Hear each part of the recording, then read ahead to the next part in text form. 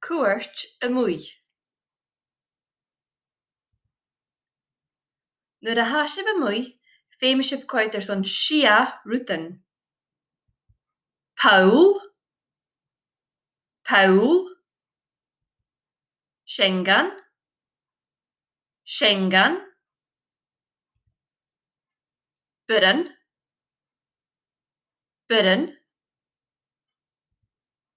Ian, Ian, Lian, Lian, Duleach, Duleach.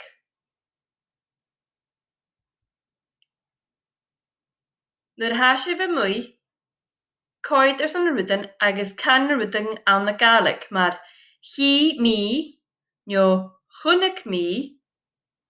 So chi mi Paul, chunnig mi Schengen, chi mi Biren, chi mi Ian nó chunnig mi Ian, chi mi Lian, chi mi Duleach. Clach an video seo ar son do chuiteach ar son brion Gaelic.